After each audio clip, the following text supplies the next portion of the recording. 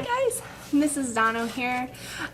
Today we're doing one of my favorite labs to do in the classroom, owl pellets. Okay, so we've been covering ecology for the last couple weeks, and ecology has a lot of things to learn.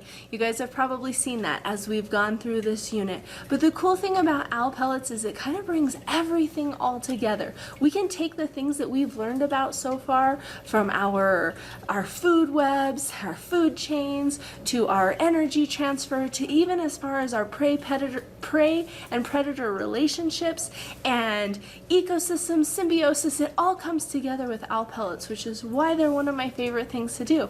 And they're just really cool. Okay, so today I have a couple owl pellets for you that we're gonna dissect. You're gonna get a chance to do yours at home too if you choose, and so we'll get going. So these are two owl pellets. You guys learned in the last unit that owl pellets are just simply regurgitated, undigested material. I know it sounds kind of gross, but these guys have been chemically treated and they're totally safe to handle. But still, when you're done with your owl pellet, make sure you wash your hands. Okay, so again, these guys are just materials that owls, when they eat their prey, cannot digest. Okay, so you guys have seen through the videos and some of our discussions that owls swallow their prey whole. So if they're flying in the sky and they hone in on a little mouse or some little rodent in a field, they're going to swoop down, they're going to scoop that guy up, and they're literally going to swallow that mouse whole. Okay, so after they have digested, usually it varies a little bit, but usually after they've had anywhere between 3 and 6 meals, a pellet is going to form from the remnants of that prey. So whether it was a mouse or a bird or something, the bones, the hair, the feathers, none of that can be digested. So the bird kind of holds those in its gizzard and forms these pellets, which eventually get big enough that they need to be regurgitated because the owl doesn't have any more room for them. Okay, and so when they come back out, we as scientists can open them up and study what our owls have been eating. Okay, so enough talk, Mrs. Dono. Open the owl pellets. Okay, so we'll start with this guy first. And I'm just going to tip my camera up, down, so you can see what I'm doing. Okay, so when I open my owl pellets, there's a lot of different ways. People will sometimes tell you that you should soak them in water overnight or something like that. It's not really necessary to do any of that.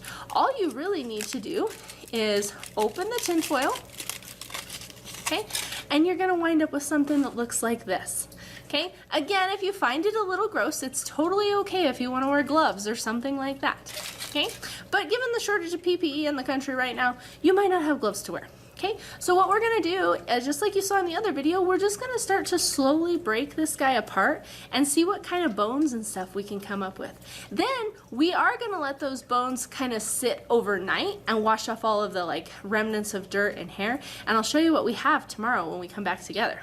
Okay, so we just start real slow, and right off of the bat, we definitely have something here. Oh, looks like part of a pelvis. Okay, so I'm just gonna slowly work this guy out of here and set it over to the side. Okay, and just keep working.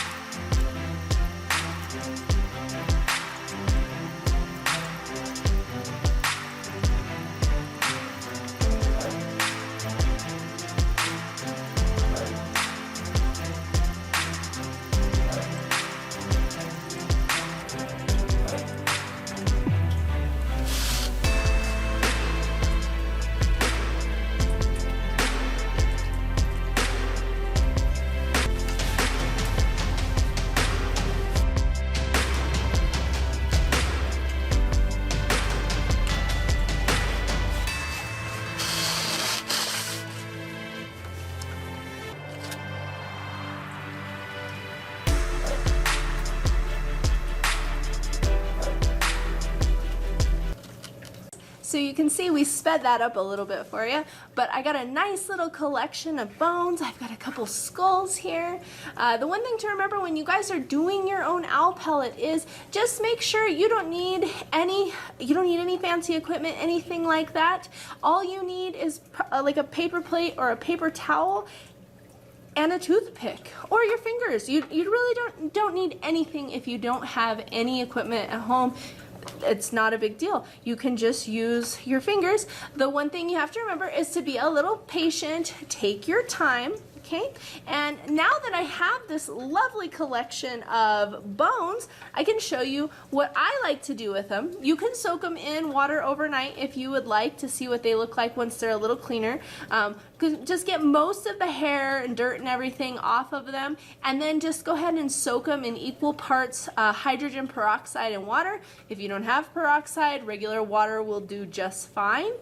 So I like to take mine, and I'm gonna leave this sit overnight, and then I'm gonna get back with you guys in the morning after my bones have sat overnight, and I'll show you what we have. Okay, and tomorrow you're gonna get the opportunity to do some bone identification. Okay, so I'll be throwing up a picture of all of the bones that I came up with here in these 2 owl pellets and asking for you to identify them.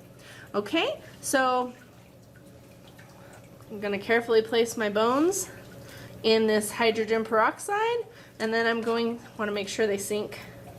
And then I'm going to add some water to this mixture just to make sure that they get good and clean.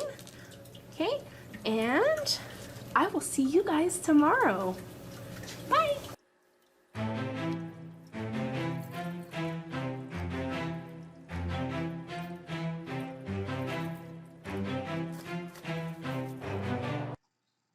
Alright guys, welcome back. Here we are 24 hours later after our bones have had a chance to soak in the hydrogen peroxide solution. You can see these are some of the items that I recovered from the owl pellets that we dissected. I have paired them up into matching sets, and what I would like for you guys to do is identify each of the bones. So you can see under number 1, there is 2 bones there. One is just from the left side and the right side of the body, the same for 3. And some of the other bones you can see there is multiple sets of bones. They are all the same bone under that number. So your job now is to get out your bone identification guide and see if you can identify these guys. I would suggest pausing as the video rolls on. It might move just a little bit too fast for you to be able to identify the bones. So let me know if you have any issues.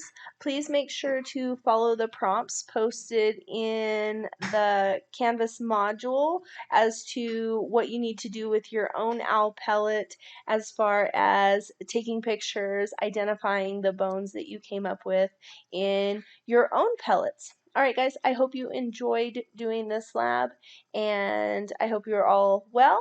Take care. Bye-bye.